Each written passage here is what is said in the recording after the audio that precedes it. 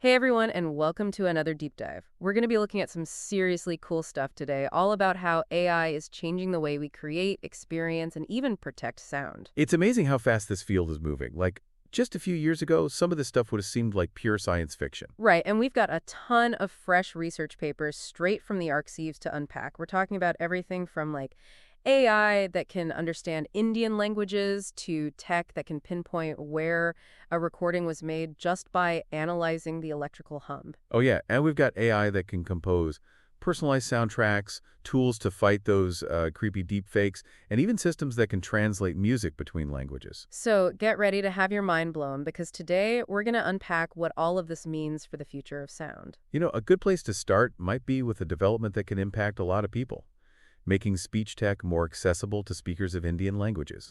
Oh yeah, that sounds really interesting. I remember reading about a tool called SIToBI. What exactly makes Indian languages so tricky for those speech recognition systems we have now? Well, most of those systems are built for languages like English, where the emphasis is on certain syllables, stress-timed languages. But Indian languages are different. There's syllable time, so each syllable gets equal weight. And then you've got all these languages with influences from multiple other languages, so it gets pretty complex. So how does SIToBI tackle all that? It focuses on syllable-level annotations, which are way more accurate for Indian languages. This lets it create something called prosodic annotations. Basically, they capture the rhythm and intonation of speech, so the synthesized speech sounds way more natural. So instead of that robotic monotone voice, we could have a voice assistant that understands the nuances and flow of Indian languages. Exactly. This could mean voice assistants, accessibility tools, and all sorts of speech tech could be as accurate and natural sounding for speakers of Indian languages as they are for English speakers. Finally, Wow, that's a huge leap forward for making tech more inclusive and accessible. Imagine being able to use your phone in your native language without all the awkward pronunciations and clunky translations. absolutely. And beyond those practical applications, this tech could actually help preserve those languages, making them more accessible in the digital world so they can keep thriving. You know, I hadn't even thought of that. It's like we're opening up a whole new world of communication and connection. Speaking of opening up new worlds, the next paper we're looking at is called InterGridNet. And get this, it can actually tell you where a piece of audio was recorded. Wait, hold on. Really? How's that even possible? It's all about the power grid. You see, every electrical grid has a unique frequency, 50 hertz in some parts of the world, 60 hertz in others. And these tiny variations, they actually leave a fingerprint on any audio recorded near them. So you're saying there's hidden information in the electrical hum of a recording? Exactly. And InterGridNet uses a neural network to analyze those tiny variations. They're called ENF signatures, and it can match them to specific locations. Okay, I'm trying to picture this. How accurate are we talking here? Could it pinpoint a recording to, a specific building? Not quite that precise. But the researchers are saying it has a 92% success rate at identifying the general location of a recording. 92%. That's crazy. So where could we actually use this technology? Well, one obvious area is forensics. Imagine being able to check if a recording is legit by comparing its ENF signature to where it was supposedly recorded. Could be huge for legal cases or investigations where people disagree about where a recording came from. That makes sense. And I bet it could help debunk all those fake viral videos and audio recordings we see online. Exactly. And beyond that, think about security applications, like a system that could instantly tell you if a recording is coming from a place that's known to be, compromised. Whoa, this is starting to sound like something out of a sci movie. But the potential to, find the truth and keep things secure is huge.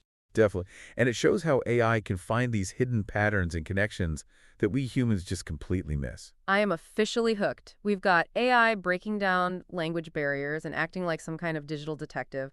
What else is there? Well, how about AI that composes music that's specifically made to fit the emotional arc of a video? Wait, are you serious? You mean I could watch my home videos with a custom soundtrack that makes every scene feel even more impactful? That'd be amazing. That's exactly what EMSYNC is designed to do.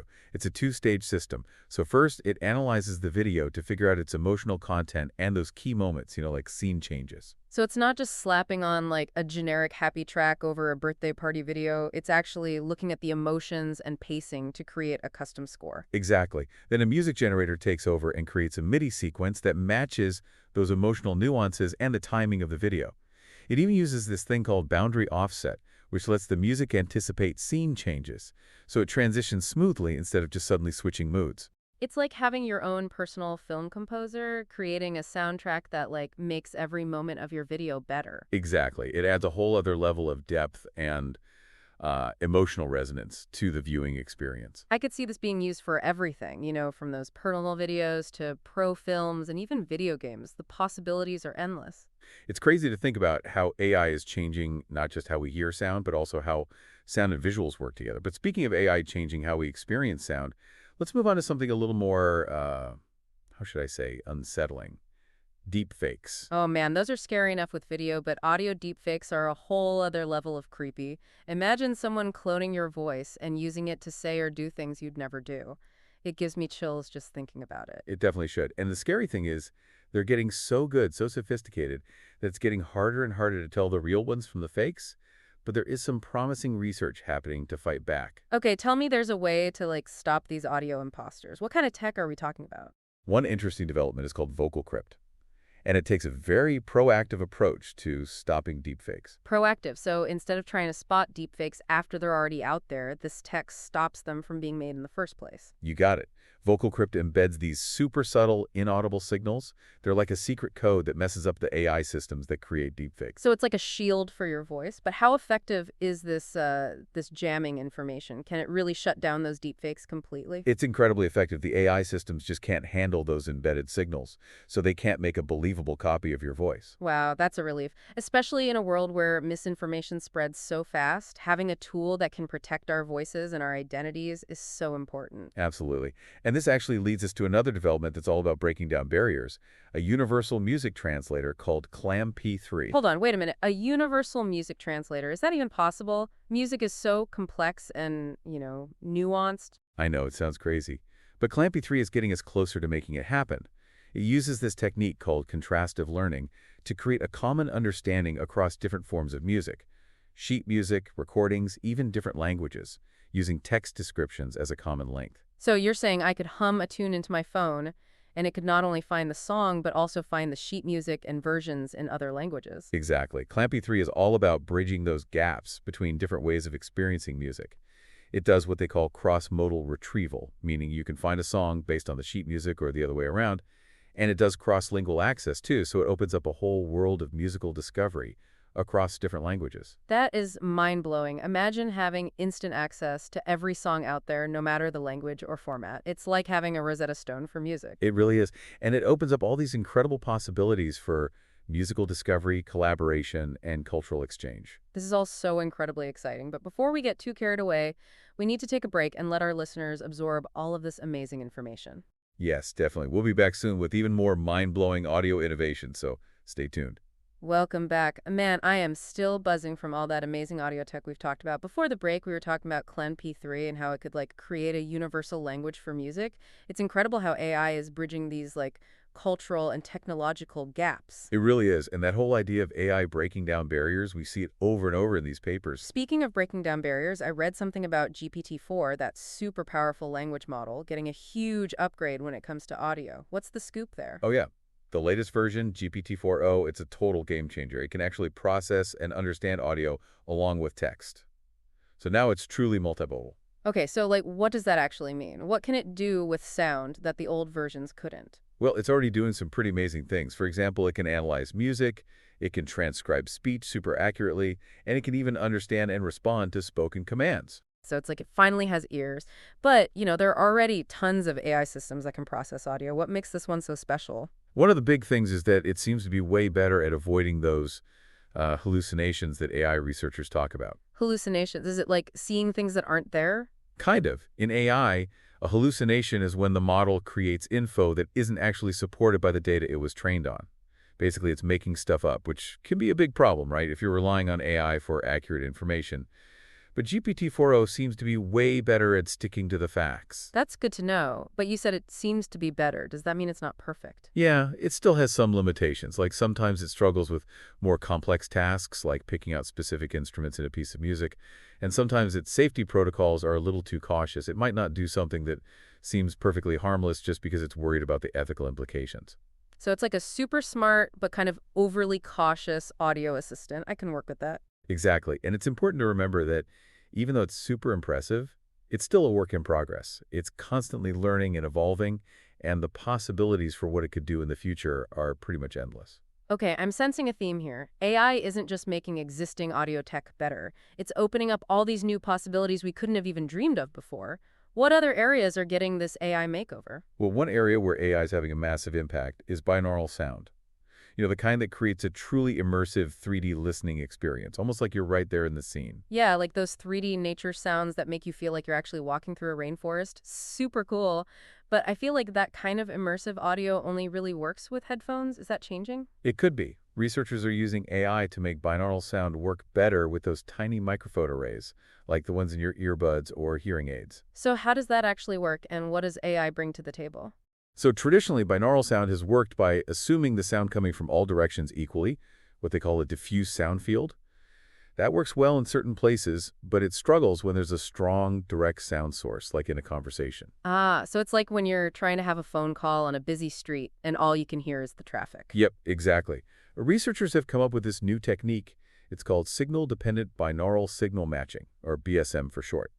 And it uses a model that takes into account both direct and reverberant sound, so it can filter out that unwanted noise and focus on what you actually want to hear. So it's like having a tiny AI sound engineer in your ear, always adjusting things so you can hear what you need to hear, no matter how noisy it is around you. That's a great way to put it, and the results are impressive. This new BSM tech makes the sound quality so much better, especially from the direction of the sound you want to hear. So much clearer audio, even in tricky environments. Imagine having crystal clear audio on your next video call, no matter where you are, or being able to actually follow a conversation at a loud party. For sure. And speaking of clarity, let's shift gears to another area where AI is making big strides.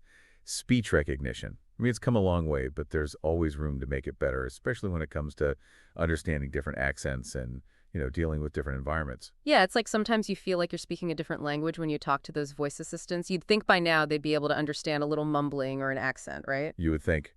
But that's where this new technique called CRCTC comes in. Stands for Consistency Regularized Connectionist Temporal Classification. Okay, that is a mouthful. Break that down for me in plain English. Basically, CRCTC helps speech recognition systems be more consistent in what they produce, even when they're given slightly different versions of the same speech. Imagine you have three recordings of the same sentence, but one has some background noise, another has a muffled microphone, and the third is perfectly clear. Okay, got it. CRCTC trains the system to give you the same accurate transcription no matter those variations in the recording, like giving it a crash course in how to deal with the messy real world. So it's helping the AI understand that even if the audio quality is different, the actual message is the same. Exactly. And the benefits are pretty amazing. It leads to better understanding the context, fewer errors from unfamiliar sounds, and better generalization to new data, meaning it's less likely to get thrown off by a new accent or a word it hasn't heard before. So basically, CRCTC is making speech recognition more reliable, no matter what. That's great news for anyone who's ever been frustrated with their voice assistant just not getting them. Absolutely. It's a big step towards making speech recognition tech easier to use and more accessible for everybody. Okay, so we've talked about AI helping computers understand US better, but what about helping them sound more human? Remember those old robotic text-to-speech voices? Super artificial and just kind of creepy. Yeah, thankfully those are on their way out. AI is changing everything about how computers generate speech, making those synthetic voices sound so much more natural and nuanced. Tell me more. How is AI doing that? Well, one of the coolest things is a new type of deep neural network architecture called decon-near. It's specifically designed to prevent that drop in sound quality and weird artifacts that can happen in closed-loop audio processing systems. Closed-loop audio processing systems. What are those? It's a type of system where the output audio is constantly fed back into the system to be processed more. They use this a lot in hearing aids and other applications where you need to adjust the audio in real time. Okay, so those systems can sometimes make the audio sound distorted, which would be especially noticeable with something like a hearing aid. Right. But the way decon-near is designed, it makes everything run smoothly and eliminates those weird sounds so you get much cleaner, more natural audio. So it's like having a tiny AI sound engineer in your ear, making sure everything sounds as clear and natural as possible all the time. You got it. This tech is a big deal for hearing aids, making them sound so much more normal, and it's paving the way for AI assistants and voiceovers that sound just like real human speech. This is wild. I can't wait to hear what these AI-generated voices will be like in a few years. It feels like we're on the edge of a whole new era in audio. We are, and this brings us to another exciting development in speech synthesis called DITAR. Stands for Diffusion Transformer Autoregressive Modeling. Whoa, another one of those AI acronyms that sounds super impressive and a little intimidating. So what's so special about DITAR? It's a whole new way of making synthetic speech. It combines two powerful AI models, diffusion models and autoregressive models. Now, they've used these models for speech generation before, but combining them effectively has been tricky. What's the problem? It can be really computation expensive, and sometimes the results aren't great, like the speech might sound choppy or not very natural. But Dietar figured out how to overcome these problems using this clever patch-based approach. Basically, it breaks down the whole speech synthesis process into smaller, more manageable chunks. That lets the AI focus on making natural-sounding speech without getting bogged down in all those complex calculations. So it's all about working smarter, not harder. Exactly. And the results are seriously impressive. Dietar is producing some of the most natural-sounding synthetic speech we've ever heard. It can handle all kinds of voices and accents, and it's really good at making speech that sounds just like a specific person. This is mind-blowing. Imagine a world where those AI assistants, voiceovers, even audiobook narrators sound just like real people with all the nuances and emotion of human speech. That's where we're headed. And it brings up some interesting questions about how we'll see and interact with these synthetic voices in the future. Okay, before we get into those questions, let's take another quick break to let our listeners digest all this incredible info. We'll be right back to explore the ethics and potential challenges of this brave new world of audio. Stay tuned. Welcome back to our deep dive into the world of AI-powered audio. I don't know about you, but my head is spinning with all the possibilities we've talked about. I know, right? It's a lot to take in. We've gone from AI that understands, like, the nuances of Indian languages to AI that can create music perfectly matched to the mood of a video, and even AI that can make synthetic speech sound just like a real person. And we're just getting started. Before the break, we were talking about Dietar and how AI could create voices that are indistinguishable from humans. Pretty exciting to think about how that could change everything, from audiobooks to those virtual assistants. It really is. But just like with any powerful tech, there are some potential downsides, some ethical stuff we need to think about. Right, like we talked about those deepfakes earlier and how AI-generated audio could be used to spread fake news or even pretend to be someone else. What other challenges do we need to be thinking about as this technology keeps getting better? One thing that people are talking about a lot is bias in AI systems. You see, if an AI is trained on data that already has biases in it, those biases can show up in the results. Like if a speech recognition system is trained mostly on data from people with a certain accent, it might have trouble understanding people with different accents. Oh, so the AI is basically picking up the biases from the data it's learning from. Exactly. And that can have real consequences, making systems that are unfair or discriminate against certain groups of people. That's a really important point. So how do we fix that? How do we address this bias in AI? It's a tough problem, but there are some things we can do. First, we need to be really careful about the data we use to train these AIs, making sure it's diverse and represents everyone. Makes sense. If the data is biased, the AI is going to be biased too. Right. And we also need to find better ways to spot and fix bias in these AI systems, both while we're training them and after they're already out there being used. So it's about both preventing bias from getting in there in the first place and catching it if it does sneak in. Exactly. And I think maybe the most important thing is that we need to have these open, honest conversations about the ethical side of AI. And not just with the researchers and developers, but also with policymakers, ethicists, and, the public. Yeah, I think that's so important. This tech is going to affect everyone, so we should all have a say in how it's made and used. Absolutely. It's not just about the cool new tech. It's about making sure it's used in a way that's good for everyone. Speaking of making sure tech is used for good, one of the papers we talked about earlier really stuck with me. It was about that new benchmark data set called Shifty Speech, which is designed to help researchers build better deepfake detectors. Can you remind us what that was all about? Oh yeah, shifty speech is really interesting because it tackles a very real problem. As AI gets better at making those realistic-sounding fakes, it gets harder now to tell what's real and what's not. Right. And that's a huge deal for everything from news and politics to, personal safety and just trusting stuff online. For sure. So shifty speech is like this huge collection of deepfakes that are specifically designed to challenge those deepfake detectors we have now. It's like a training ground to push them to their limits and see where they need to improve. So it's like a stress test for those detectors. Exactly. And one of the things they found is that just training a detector on more and more data doesn't necessarily make it better. Really? That's surprising. I'd think more data would always make it better. You'd think so, but it turns out that a detector trained on a smaller set of data that's really carefully chosen, focusing on specific kinds of deepfakes, and a limited number of voices, can actually do a much better job in real-world situations. So it's not just about how much data, but the quality of the data when it comes to training these detectors. Exactly, and it shows that we need to really understand what makes these AI systems good at generalizing, at applying what they've learned to new situations. We got to be smarter about how we train them, not just throw more data at the problem. It's like training an athlete. You wouldn't just have them doing a bunch of random exercises. You'd have them focus on the specific thing they need to get good at their sport. That's a perfect analogy. And it's the same with AI. Well, I think it's safe to say the future of audio is going to be anything but boring. We've got AI breaking down language barriers, making these incredible immersive soundscapes, and even blurring the lines between what's real and what's cinematic. It's such an amazing time to be seeing all this happen.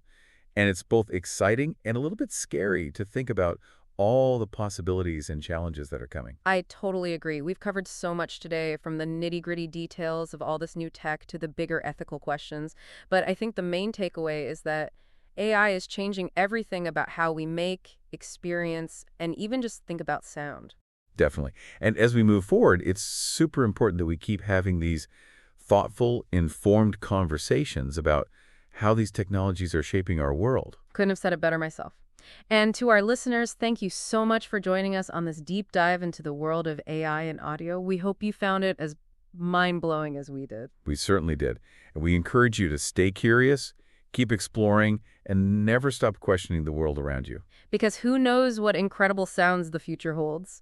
Until next time, 2CAG.